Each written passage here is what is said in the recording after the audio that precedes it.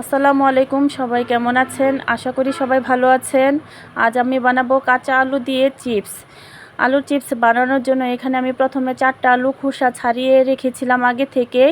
এরপর আমি আলুগুলো একদম পাতলা করে চিপস আকারে কেটে নিব। একদম পাতলা হতে হবে, নয়তো আলুর চিপসগুলো খেতে একদম মচমচে হবে না।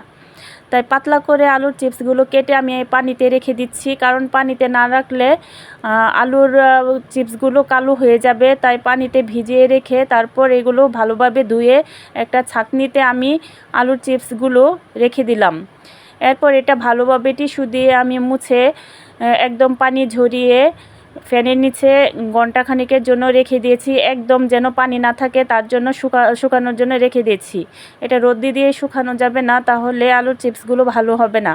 এরপর আমি ফ্রাই প্যানে পর্যাপ্ত পরিমাণ তেল নিলাম। তেল নেওয়ার পর এখানে একটু লবণ দিয়ে দিলাম। লবণটা দিয়ে দেওয়ার কারণ হলো তাহলে আলুর চিপসের মধ্যে একটু লবণটা হবে, তাই লবণ লবণ লাগবে এই জন্য।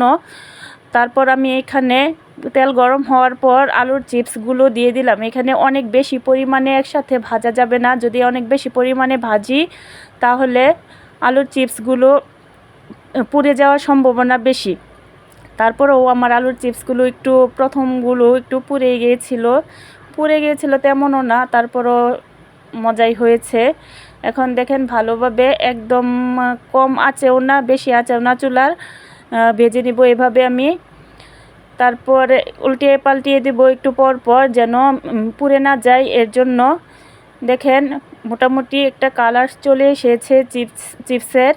তো একদম এগুলা হবে একদম মচমচে। তো আলুর চিপস তো আসলে সবাই পছন্দ, এটা আমরা ছোট বড় সবাই পছন্দ করি। তো তারপরেও আবার যদি বাসায় হোমমেড আলুর চিপস তৈরি হয় তাহলে তো কোনো কথাই নেই।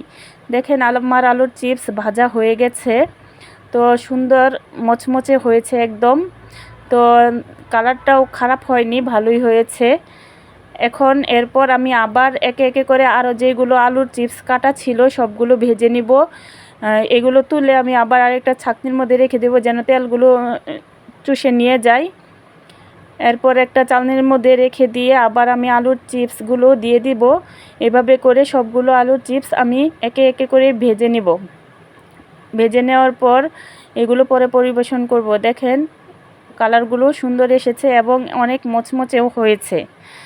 এরপর প্রায় আমার সবগুলো ভাজা শেষ।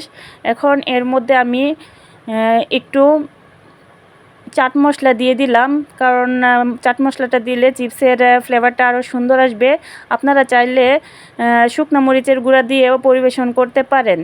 তো দেখেন কালারটাও সুন্দর হয়েছে, তারপর চাট মশলা দেওয়াতে ফ্লেভারটাও অনেক সুন্দর হয়েছিল। তো দেখেন খুবই সুন্দর ক্রিস্পি, একদম মচমচে দারুণ আলুর চিপস। বাইরে থেকে কিনে খাওয়ার থেকে নিজে যেই রকমই পারি সেই রকমই যদি বানাতে পারি তাহলে মনে করি বাচ্চাদেরও সুবিধা, কারণ বাচ্চাদেরও অসুখ বিসুখ একটু কম হবে নিজেরা বানালে। দেখেন একদম ক্রিস্পি হয়েছে আলুর চিপসগুলো। সবাই ভালো থাকবেন, আল্লাহ হাফেজ।